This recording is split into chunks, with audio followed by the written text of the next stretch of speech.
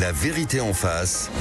Jean-François Aquili. Il est 9h21. C'est quoi le problème, Félix Mathieu? Faut-il replanter des haies dans nos campagnes ou continuer à en détruire? Deux injonctions contradictoires envoyées dans nos beaux pays. C'est absurde encore cette histoire. Allez-y Félix, expliquez-nous ça. Oui, alors il y a eu d'abord un pacte en faveur des haies présenté par le gouvernement il y a 2 ans. On parle des haies qu'on voit dans nos campagnes, dans nos paysages. Oui, les arbustes, la végétation qui sépare les parcelles. Objectif, en replanter 50 000 kilomètres d'ici 2030. 50 000 kilomètres. 50 000 kilomètres de haies. Alors jusqu'ici, la tendance, c'était plutôt l'inverse. Ces dernières décennies, elles ont disparu de nos campagnes avec le remembrement après-guerre, puis dans les années 60-70, quand justement les petites parcelles séparées par de la végétation ont laissé place à des grandes étendues, des vastes champs de monoculture. Ça a beaucoup changé nos campagnes. Ça avait d'ailleurs à l'époque beaucoup poussé d'anciens agriculteurs vers les villes. Et puis, ça avait aussi beaucoup réduit la présence de petits animaux, les oiseaux, les insectes, le petit gibier, les plantes. La tendance, donc, sur le papier, ça serait plutôt l'inverse. Aujourd'hui, depuis ce plan de 2023, replanter, c'est le mot d'ordre. Alors, pour la biodiversité, évidemment, pour avoir aussi des cultures qui soient moins soumises au vent, les vents qui s'engouffrent en plaine. Les haies, vous savez, forment des obstacles naturels.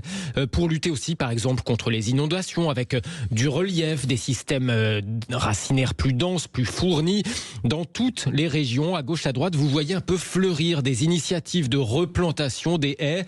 Parfois, même les chasseurs, d'ailleurs, mettent la main à la pâte aux côtés des associations, des départements ou même des écoles pour sensibiliser les élèves à la question. Donc, c'est l'injonction, il faut replanter des haies jusqu'à ce qu'arrive ce projet de décret qui sème le trouble. Oui, un décret pour faciliter l'arrachage des haies, justement. C'est le journal Le Chasseur Français qui a tiqué, qui l'a repéré, ce projet de décret. Alors, grosso modo, l'idée, ce serait de simplifier la procédure pour pouvoir arracher une haie.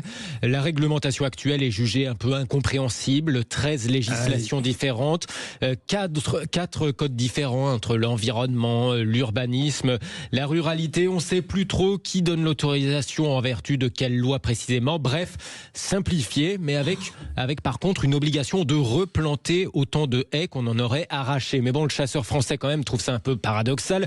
Il s'étonne de ce projet de faciliter les arrachages de haies, alors que pourtant l'État a déjà du mal à enrayer leur disparition, malgré ce plan de 2023 dont je vous parlais.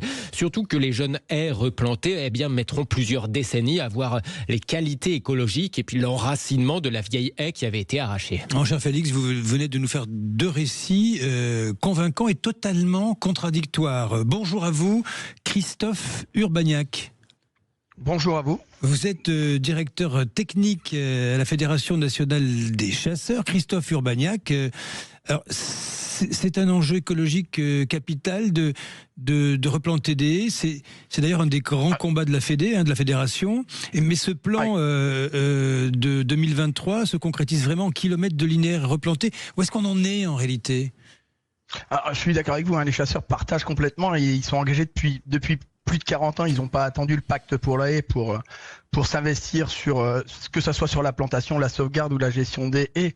À titre d'exemple, en 2024, les fédés des chasseurs ont implanté 670 km, un Paris-Toulouse pour de haies. Oui. Donc voilà, donc ça représente quand même quelque chose. Ouais, ça fait long. Hein. Ouais. Félix Mathieu. Est-ce que ça vous a étonné dans ce contexte, ce décret qui prévoit par ailleurs de faciliter? J'ai l'impression que le magazine Le Chasseur Français, en tout cas, trouve ça un peu paradoxal dans ce contexte. Ça reste paradoxal, mais la création d'un guichet unique sur la haie, sur le principe, c'est une avancée excellente, c'est une excellente idée. Après, les modalités de sa mise en œuvre peuvent poser problème. Je partage le projet de décret comporte quand même quelques faiblesses et risque de produire des effets inverses à celui recherché. Là, je le partage complètement, quoi. Oui, je vous écoute, pardon. Le dispositif repose fortement sur un traitement surtout standardisé et automatisé qui est soumis déjà à des sources d'erreur. Je veux dire, on est sur de la haie. Il y a les haies dans le Maine-et-Loire où sont pas les mêmes que les haies ou la définition d'une haie dans le Pas-de-Calais, quoi. Après, voilà. Et puis le décret s'appuie sur une définition plutôt administrative et restrictive de la haie. La haie, c'est un ensemble continu d'éléments. Il y a de différentes formes. Vous avez de la végétation basse, de la végétation en régénération, des trouées. Et le dispositif actuel ou la manière dont c'est rédigé exclut certaines parties de la haie dans le calcul de compensation. Par exemple, les trouées de plus de 5 mètres sont enlevées alors qu'une trouée fait partie de la haie, quoi. Qu'on comprenne bien, en fait, si les chasseurs sont tant investis sur le sujet, évidemment, c'est que ces haies contiennent aussi beaucoup de petits gibiers. J'imagine que ces décennies de remembrement, de disparition des haies ont eu une conséquence pour les chasseurs dans le rapport à la campagne et au paysage. Ah mais complètement, vous l'avez dit en introduction, depuis 1950, 70% des haies ont disparu. Donc la haie, elle a un rôle essentiel, que ce soit environnemental, climatique, agronomique. Mais oui, la disparition les disparitions des haies ont façonné et modifié le paysage et la faune locale, quoi. Oui. Et leur replantation, du coup, pourrait favoriser un retour du petit gibier pour les chasseurs. C'est un des éléments, c'est un élément majeur parce que la haie est une structure pérenne, donc c'est un élément majeur. Elle ne suffit pas, il y a d'autres types d'aménagements pour lesquels les fédérations des chasseurs s'investissent, que ce soit des bandes enherbées, des bandes fleuries, ils appellent des petits buissons, des petits bouchons. Il y a tout et ça on le fait en général en partenariat avec le monde agricole, puisque aménager le territoire agricole, on peut ne le faire qu'en partenariat, quoi. Après, l'État a pris, comme vous l'avez dit avant, avait pris et s'est lancé dans le pacte pour la haie. Ils sont vraiment venus nous chercher à travers notre expérience. On s'est investi dedans. Donc oui, c'est indéniable. La haie est un élément majeur des grandes plaines et des grandes plaines agricoles, quoi. Vous avez tout dit. Pour la reconquête. Oui, vous avez tout dit, hein, et c'est un travail collectif. Vous avez bien raison, Christophe Urbaniak. Merci à vous. Je rappelle. Oui, dites-moi. Oui, la petite chose, on fait un petit projet qui s'appelle Sensibiliser. Je sais que vous adorez les jeux de mots. Sensibilise et c'est une opération participative et citoyenne qui s'adresse aux communes.